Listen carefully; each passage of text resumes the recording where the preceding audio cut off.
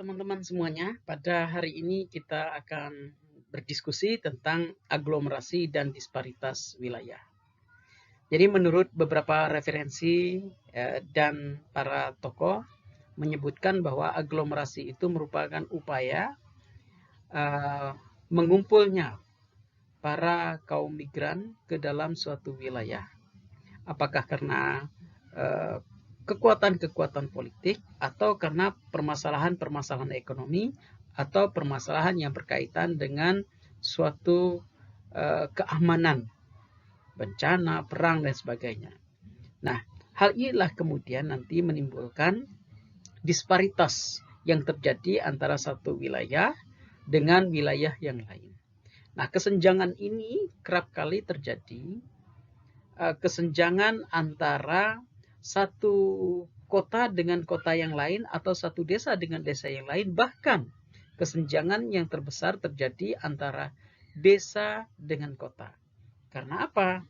Karena aglomerasi terjadi biasanya penumpukan para kaum migran itu kebanyakan di perkotaan. Nah, inilah yang akan kita bahas.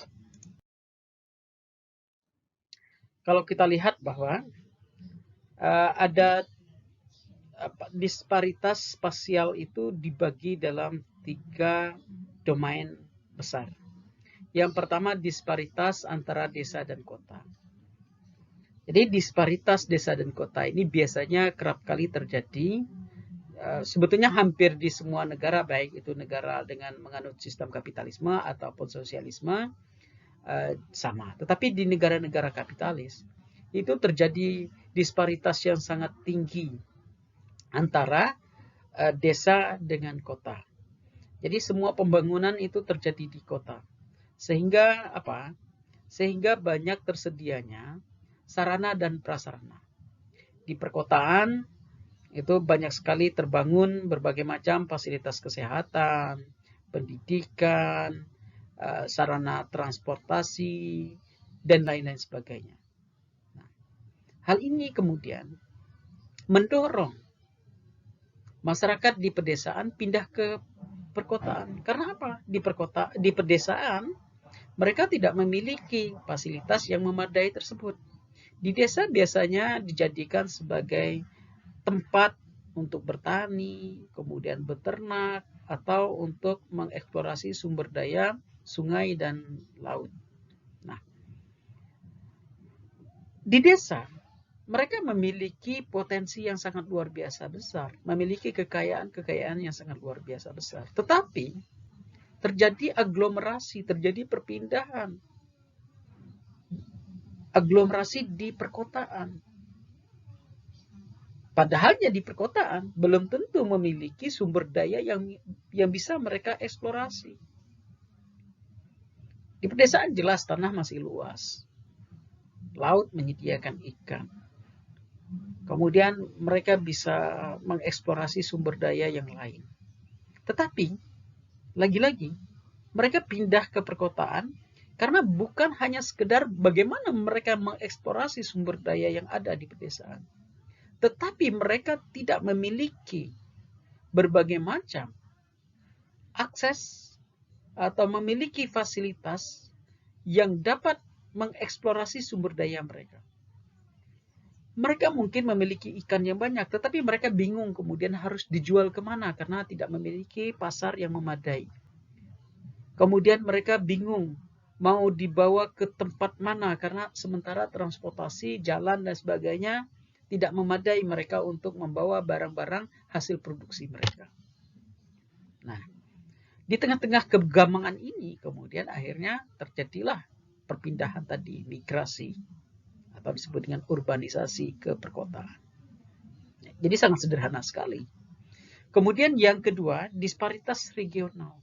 Jadi disparitas regional ini adanya terjadi kesenjangan dalam sebuah negara di mana hanya ada beberapa wilayah yang maju dibandingkan wilayah yang kurang maju. Misalkan di Indonesia kita lihat bahwa yang maju itu kota-kota besar ya. Misalkan ada Jakarta, di Sumatera itu ada Medan, Kemudian di Jawa Timur itu ada Surabaya misalkan begitu. Jadi wilayah-wilayah yang maju yang besar tadi ini menjadi titik sentral orang untuk melakukan perpindahan, sehingga banyak orang Sumatera banyak yang pindah ke Medan. Kemudian orang bagian Jawa Timur, mungkin Madura dan sebagainya, banyak pindah ke Surabaya. Nah, sementara Jakarta itu banyak sekali orang pindah kemana-mana. Kenapa? Karena Jakarta dianggap sebagai tempat yang lebih maju, yang memiliki fasilitas, yang memiliki berbagai macam sumber daya yang dapat mereka eksplorasi, yang dapat mereka gunakan, bukan eksplorasi, yang dapat mereka gunakan untuk berkembang. Jadi disparitas regional inilah yang mengakibatkan terjadi perpindahan atau terjadi migrasi, yang mengakibatkan aglomerasi di Jakarta itu atau di Medan dan lain sebagainya jauh lebih besar. Yang ketiga yaitu kota primasi. Nah, kota primasi ini adanya wilayah kota tertentu yang lebih maju. Jadi kalau kita lihat tadi Medan, kemudian Jakarta, Surabaya dan lain sebagainya, mungkin orang menganggap bahwa Jakarta jauh lebih potensial. Jadi bila mana dibandingkan dengan aglomerasi antara Medan dengan Surabaya, Jakarta jauh lebih besar aglomerasinya. Karena Jakarta dianggap sebagai tempat yang lebih maju. Sehingga banyak orang Medan pun yang pindah ke Jakarta. Orang Surabaya pindah ke Jakarta.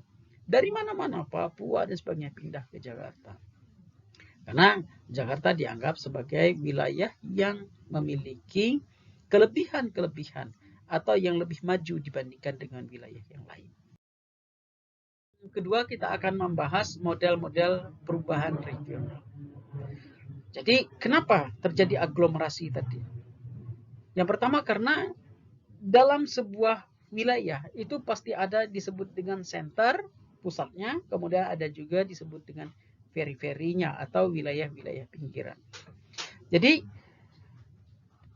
wilayah center itu sebetulnya mereka tidak memiliki berbagai macam sumber daya alam khususnya, itu yang dapat dieksplorasi. Mereka tergantung dari kekayaan-kekayaan yang ada di wilayah-wilayah periferi.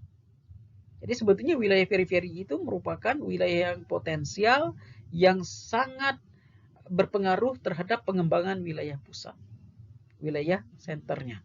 Nah, misalkan begini, Jogja sebagai sebuah kota itu tidak memiliki lahan persawahan. Ya tergantung pada wilayah-wilayah misalkan Klaten, termasuk beras, kemudian sayur-sayuran dari beberapa wilayah yang lain, Bantul, kemudian Sleman, begitu. Nah, ini dibutuhkan.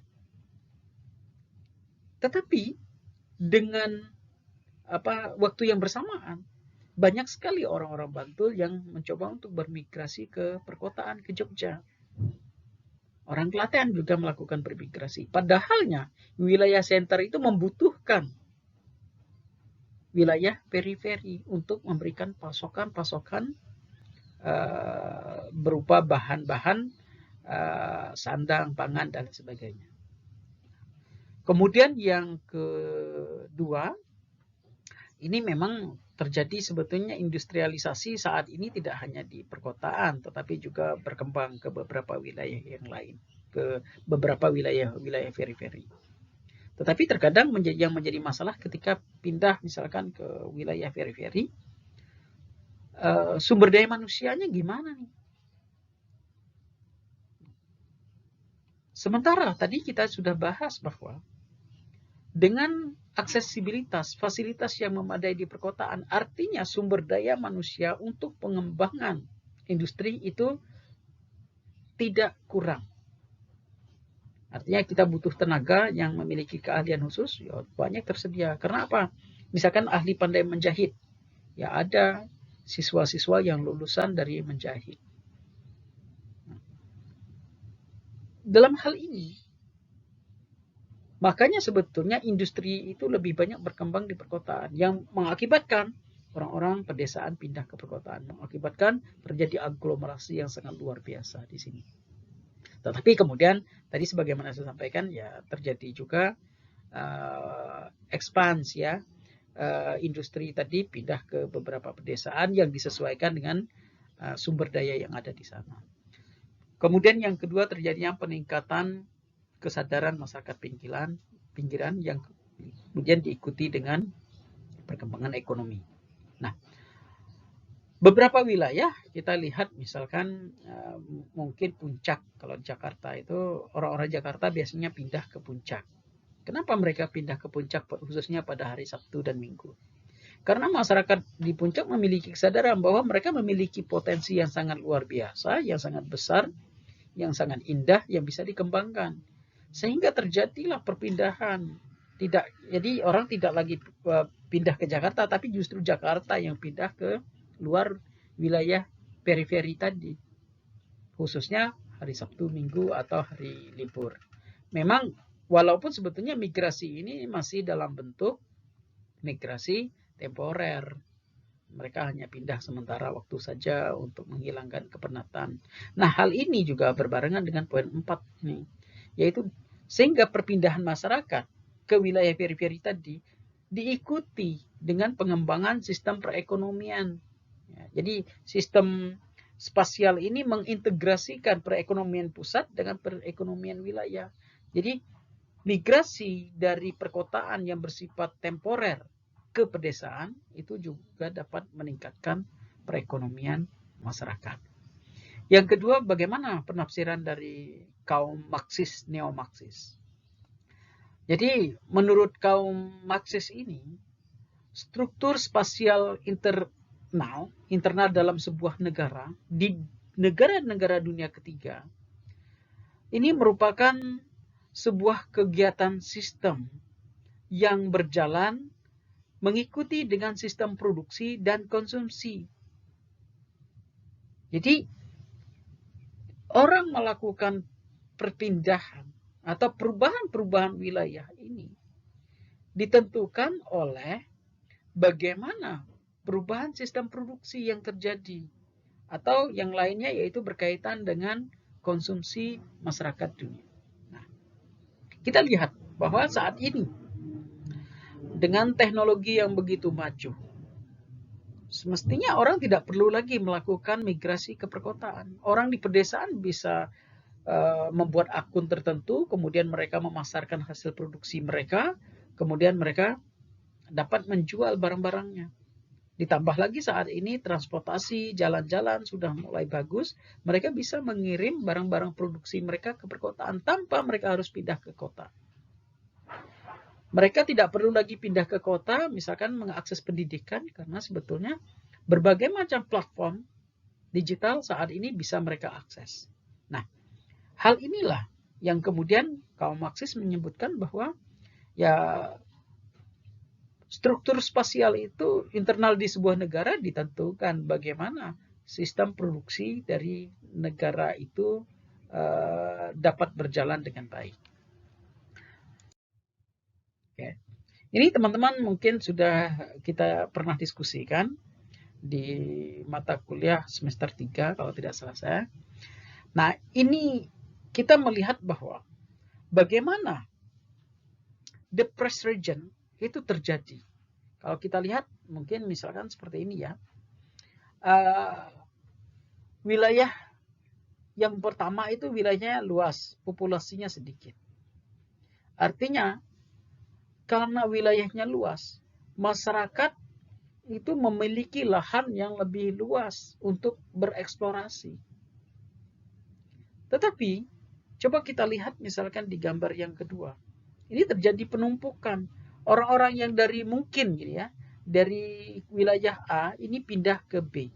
Sehingga terjadi aglomerasi yang sangat luar biasa di sini.